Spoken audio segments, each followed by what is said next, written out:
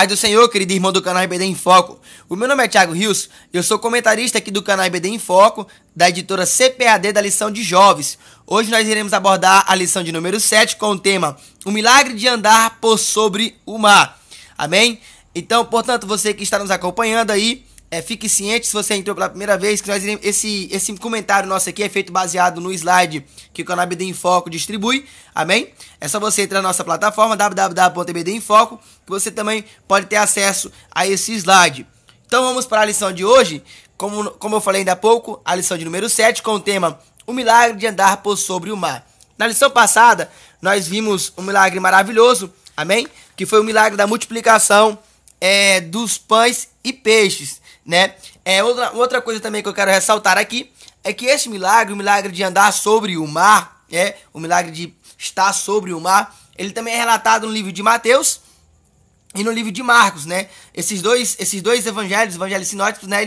Eles também mencionam esse milagre que aconteceu no ministério de Jesus aqui terreno, amém?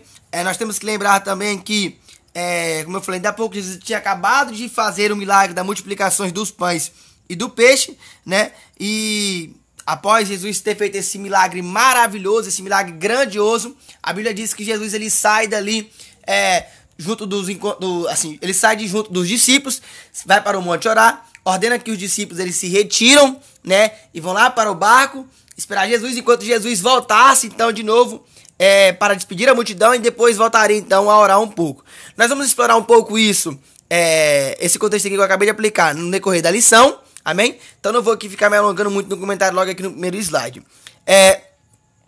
O texto do dia é Mateus capítulo 14, versículo 27, e nos diz assim: Jesus, porém, lhes falou logo, dizendo: Tende bom ânimo, sou eu, não temas. Esse mesmo versículo aqui, né, ele é o mesmo, no caso aqui, esse versículo que Mateus cita aqui, de 14 e 27, é o mesmo versículo, né, 20 do texto do bíblico, nós vamos ver lá na frente, onde Jesus fala aqui, porém ele lhe disse, né, sou eu, não temas. Aqui eu acho que a CPAD só quis usar esse versículo aqui para ficar um texto maior, né, o texto do dia. Jesus, porém, lhes falou logo, dizendo: Tende bom ânimo, sou eu, não tenho medo, ou seja, não temas. Mas isso não vai impedir, assim, da maneira como você vai interpretar esse texto.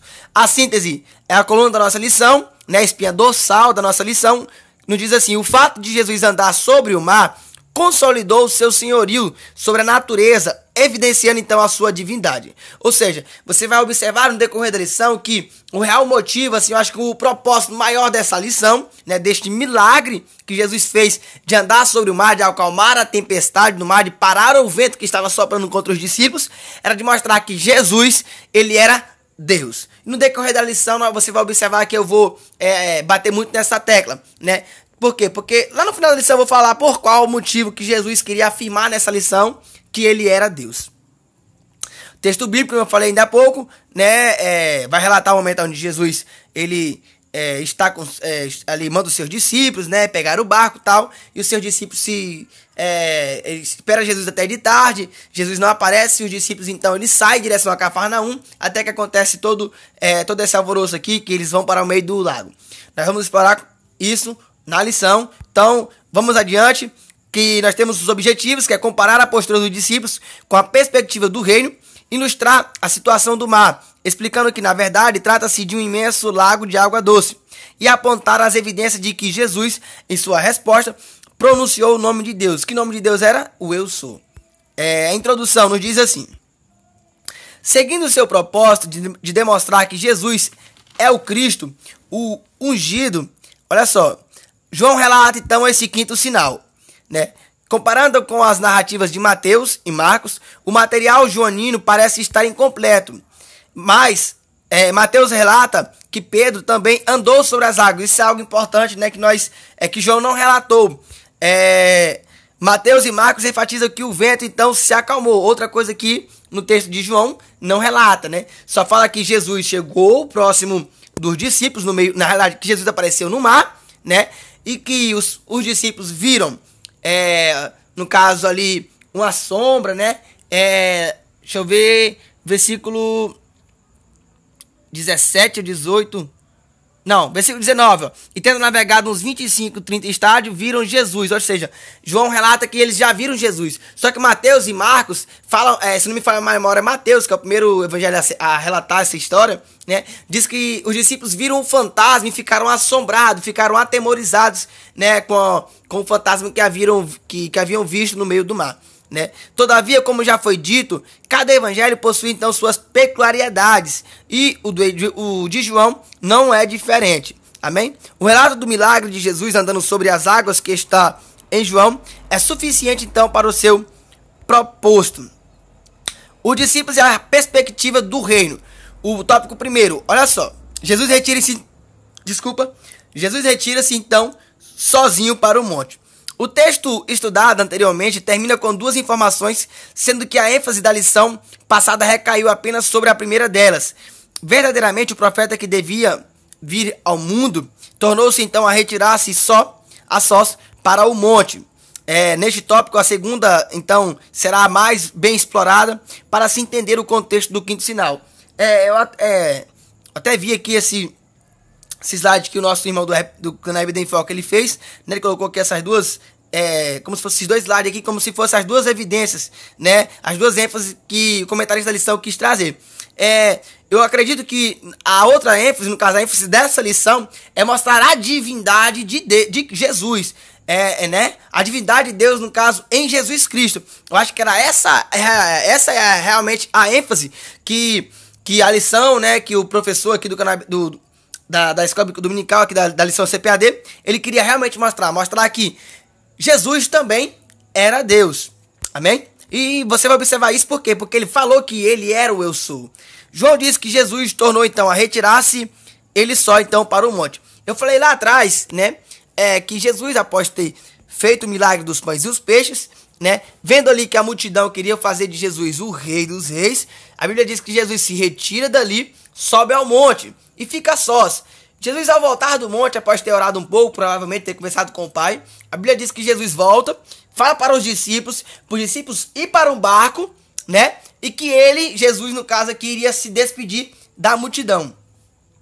Só que o que acontece? A Bíblia diz que novamente Jesus ele volta para o monte e os discípulos ficam sozinhos lá no barco, sem saber aonde Jesus estava. Não poucas vezes o mestre retirou então-se para períodos a sós com o Pai. Você vê isso lá em Marcos, capítulo 1, versículo 35, Lucas 5, 16, 6, 12, e inúmeras vezes, né? Você vai ver na Bíblia que algumas vezes Jesus ele sai sozinho para falar com o Pai. Observa que lá no ministério de Jesus, quando está começando, né? Ele sai só, ele vai para o deserto sozinho e lá ele é tentado por Satanás. Amém? Então isso será algo costumeiro de Jesus, sair só, deixar os seus discípulos e ficar sozinho conversando com o Pai. Desculpa. Os discípulos com o coração, então, endurecido. No texto paralelo ao de Marcos, para essa narrativa, o evangelista observa que os discípulos, pois, não tinham compreendido, então, o milagre dos pães. Antes, o seu coração estava endurecido. Acostumado à ideia de que um grande feito com aquele deveria culminar no coroamento e a ascensão definitiva do seu mestre, os discípulos certamente ficaram então decepcionados e por isso mesmo com o coração endurecido pela atitude de Jesus. Tá, Tiago, que atitude foi essa? A atitude de Jesus ter se retirado no momento onde a população ali que havia recebido o milagre da multiplicação do peixe queria fazer de Jesus o rei deles, queria fazer de Jesus o rei dos judeus. Só que Jesus entendeu e entendia que aquele momento não era o momento ideal para ele mostrar que ele era o rei terreno, né? Jesus entendia que o reinado dele era um reinado espiritual. Só que as pessoas e os discípulos ainda não haviam compreendido, né, este reinado de Jesus. Os discípulos não haviam compreendido que Jesus não estava ali para ser um rei terreno, mas Jesus estava ali para ser o dominador, ou seja, ser o rei, o governador do reinado espiritual. Então, por isso que os discípulos, eles ficaram com seu coração endurecido, ficaram, vamos dizer assim, entre aspas, tristes, né? E talvez seja esse um dos reais motivos que Jesus fez os discípulos ficar esperando para quê? Para refletir um pouco. Você vai observar aqui no terceiro slide, né, no terceiro tópico, subtópico, que Jesus não tinha chegado perto deles. Olha só o que aconteceu. O texto joanino diz que no período da tarde os discípulos então desceram para o mar. Eles então embarcaram em direção a Cafarnaum e era já escuro e ainda Jesus não tinha chegado perto deles. Ou seja, Jesus esperou os discípulos ficar de noite para os discípulos sair. Ou seja, no nosso entender, pelo menos no meu entender, eu acredito que Jesus falou assim, não, eu vou deixar eles pensar um pouco, né? Eu vou deixar eles acalmarem um pouco e realmente entender, vou mostrar para eles que eles devem entender que o meu reinado não é um reinado terreno, mas é um reinado espiritual, que ainda não é chegada a minha hora, né? E você observa então que os discípulos, eles saem daquele momento ali, né? Eles esperam, deu de tardezinha, Jesus não apareceu, já estava escuro, e eles entendem que nós, pelo menos nós que estudamos a palavra do Senhor, e muitos estudiosos dizem que Cafarnaum é como se fosse a sede, né, do ministério de Jesus. É como se fosse assim, Jesus operava um milagre em tal cidade, em tal região, e voltava para Cafarnaum. Você vai observar o tempo todo Jesus indo para Jerusalém, indo para Samaria, para Cana de Galiléia, e o tempo todo ele voltava para Cafarnaum, como se Cafarnaum fosse a sede. Então é por isso que os discípulos, eles saem dali, né, e já havia uma combinação ali, que juntamente com Jesus, eu acredito que os discípulos então eles vão em direção a Cafarnaum. Só o que acontece? Acontece que em esse tempo que Jesus se deteve em uma oração, talvez tenha sido oportuno para que os discípulos refletissem a melhor, né? Entendesse então a diferença entre a perspectiva humana e a perspectiva do reino. Amém? Opa, desculpa, deixa eu botar aqui. Olha só, muita gente gosta de se aparecer em momentos como esse. Às vezes Deus usa, né? Muitas das vezes Deus usa a pessoa para operar um milagre na vida de alguém. Deus usa a pessoa para, muitas das vezes, fazer uma oração, né? E a situação daquela pessoa ser resolvida. E muitas das vezes essas pessoas gostam de se autopromover através disso. Amém? Parece que as pessoas pensam que a glória deve ser para elas. E esquece que, olha só esse exemplo, que até Jesus, ele preferiu se retirar. Ele preferiu se afastar, mesmo sabendo que ele foi realmente o fundador daquele milagre, que era ele realmente que fez aquele milagre, amém? Mas mesmo assim Jesus preferiu sair daquele local, para não receber aplausos nem glória para ele naquele momento. Mas hoje as pessoas estão cheias disso. As pessoas vão pregar, as pessoas vão cantar, né? E querem ser promovidas, e querem receber aplausos, e querem receber, como é que eu posso falar assim?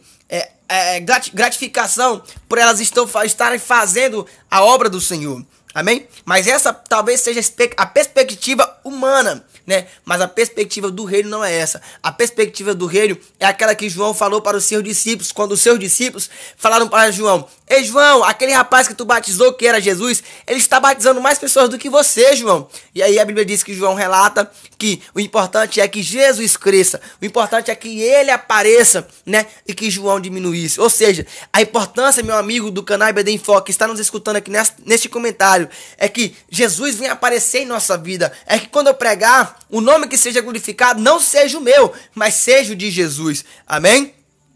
Tópico número 2. O mar e o milagre. A situação então do mar. Os discípulos haviam descido para o mar e já era noite quando zarparam rumo então a Cafarnaum. Devido à topografia da região cercada por montes, o Mar da Galileia é um imenso lago de água doce, cuja superfície encontra-se a 210 metros, ou seja, abaixo do nível do mar, né? Ventos então originados do mar Mediterrâneo sobram pelo vale do Grande Lago, fazendo então com que as águas deste se agitam, tornando-se então perigosas. É exatamente isso que o texto informa ao dizer que o mar se levantou porque um grande vento assoprava. E o mar se levantou porque um grande vento assoprava. Olha só, talvez o vento, com certeza, ele veio do mar, né? Empurrando e fazendo com que o mar empurrasse as ondas para dentro deste lago, né? Que era este lago aqui que ficava ali próximo a Cafarnaum. Me fugiu aqui agora o nome do lago, mas o lago tem um nome. Me fugiu aqui agora, mas você pode pesquisar para você dar essa informação para o seu aluno. Me desculpa. Ou seja, provavelmente, né? Provavelmente não, isso foi o que aconteceu. Os discípulos ali, não todos, mas alguns dos discípulos eram pescadores. E quando eles viram, né, aquele vento vindo em direção deles, a história diz, né, a história relata que os discípulos sempre andavam perto, próximo, né, da margem. Por quê? Porque se acontecesse qualquer problema, eles ficassem próximo da margem, eles parassem a navegação.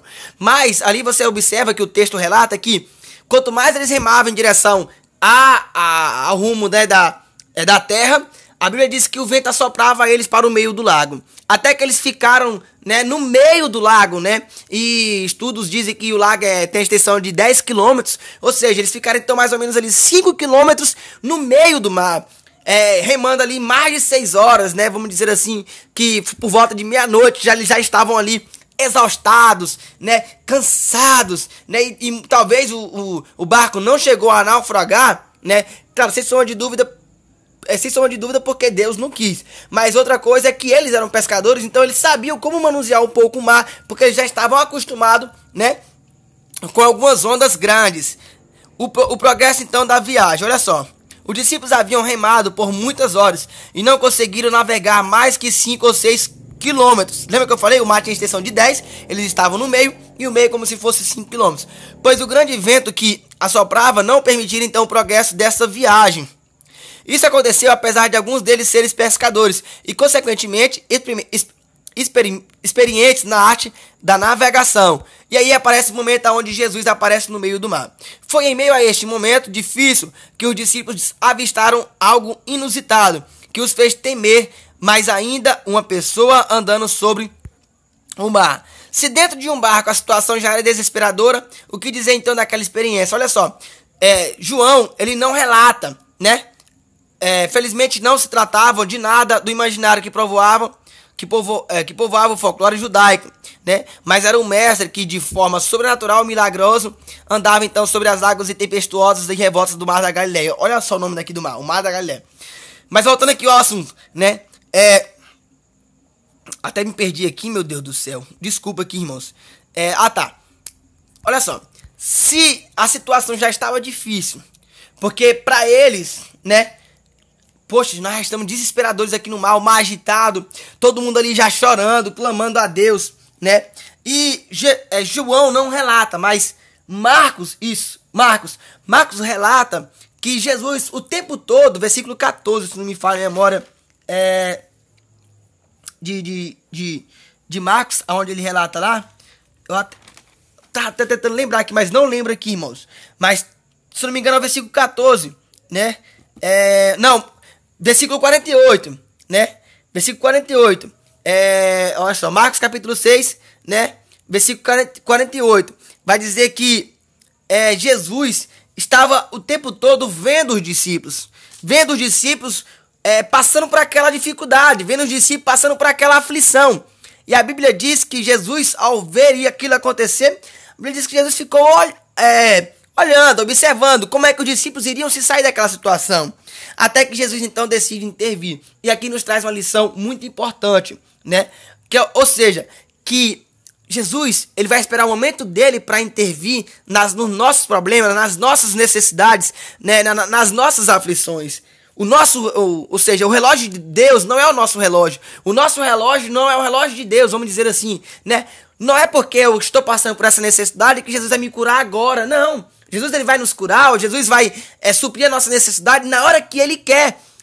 Prova disso foi o milagre anterior que nós vimos, que Marcos também relata, né, que é o milagre, por exemplo, da filha de Jairo.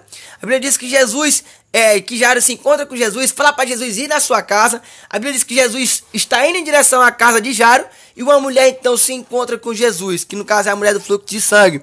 Ou seja, o milagre que foi operado primeiro não foi da filha de Jairo, mas foi da mulher do fluxo de sangue. A Bíblia diz que Jesus parou, toda a multidão parou, e Jesus então perguntou: quem foi que me tocou? Porque de mim saiu virtude. E nós conhecemos as histórias, e eu só estou contando isso para contextualizar a minha aplicação pessoal nesse slide aqui no terceiro subtópico. Ou seja, que Jesus, ele opera o milagre dele na hora que ele quer.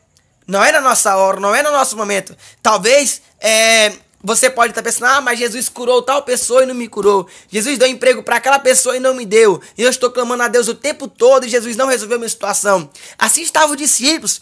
Provavelmente todos os discípulos, sem sombra de dúvidas, eram seguidores de Cristo, né? Compreendiam que Deus era todo-poderoso e poderiam tirar eles daquelas situações, mas Jesus estava deixando eles passar por aquilo ali para mostrar para eles: olha só, o que aconteceu aqui no terceiro tópico, né, que é na resposta e afirmação do nome de Deus, que é o quê? o eu sou havia chegado ali no meio deles. Olha só, reconhecendo então o pavor que tomara conta dos discípulos, o mestre identifica-se desde onde está, dizendo a eles que não temesse. Por quê? Porque sou eu, não temais. Essa tradução aqui, sou eu, né? Você pode observar no decorrer da Bíblia que é a mesma coisa de falar eu sou, né? E olha só, Jesus falou, sou eu, não tenho medos, não temas, não se apavorem. Lá na síntese, lá, né, foi usado, na síntese não, no texto do dia, foi usado o relato de Mateus 14, 27, né, que Jesus, porém, lhe disse, né, tem de bom ânimo, sou eu, não tenho medo, ei, acalma, eu estou aqui, eu sou o grande eu sou. E aí o que acontece? O texto vai muito além de uma resposta que visava apenas um reconhecimento superficial. Antes, ao afirmar sou eu, Jesus alude a um dos mais conhecidos nomes divinos do Antigo Testamento. Olha só, o eu sou está escrito no Antigo Testamento lá de cabo a rabo. Você observa que que Deus fala para Abraão, Deus fala para Moisés, eu sou, foi o eu sou que enviou, né, que enviou você a mim. Você observa várias vezes, vários relatos de Jesus, da palavra eu sou, sendo revelado no Antigo Testamento. Ou seja, então, os discípulos vendo que Jesus falava assim, eu sou, era para os discípulos entender, é Deus que está aqui. É Deus que está aqui, é Deus que chegou aqui neste momento. Então vamos ficar calmos.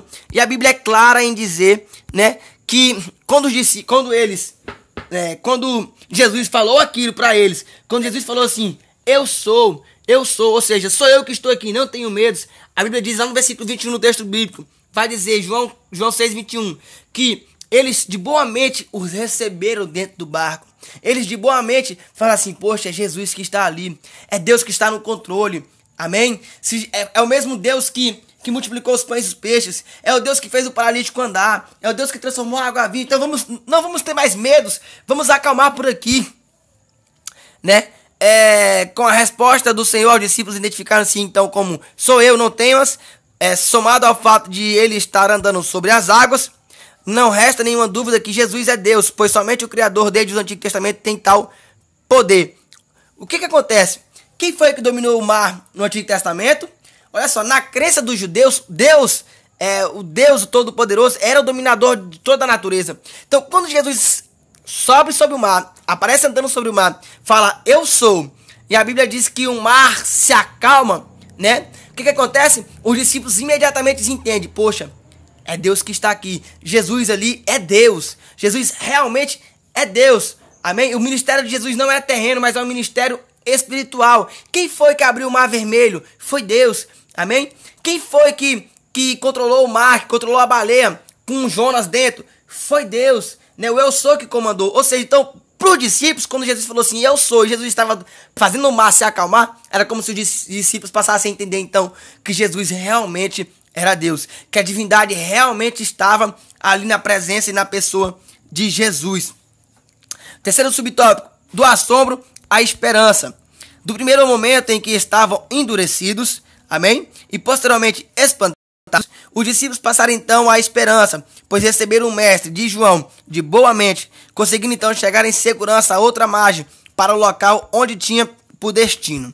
A conclusão que nós temos sobre essa lição o grande ensinamento dessa lição é justamente o fato de Jesus ter deixado seus discípulos por um período de tempo, permitindo então que esses refletissem e enfrentassem as dificuldades de uma viagem corriqueira. Isso fez com que eles se experimentassem a verdade de que se o Senhor estiver no barco, tudo vai bem, né? E aqui muitos pregadores usam esse momento, usam esse texto, né? E usam como se fosse assim, essa frase, né? Ela já virou clichê, mas é algo que nós temos que colocar dentro do nosso coração, né? Se Jesus estiver no nosso barco, tudo vai ficar em paz, tudo vai ficar acalmado. É para isso que Jesus tem que estar em nosso barco. É por isso que eu falo para Jesus, Jesus, fica comigo, fica no meu barco, mora dentro de mim. É por isso que Jesus tem que morar dentro de nós. É por isso que a Bíblia fala que nós somos o templo e morada do Espírito Santo. Ou seja, você é o barco, só que Jesus é o guia. Jesus é quem vai guiar este barco. Agora, se você não deixar Jesus guiar esse barco, meu amigo, então você vai navegar então com certeza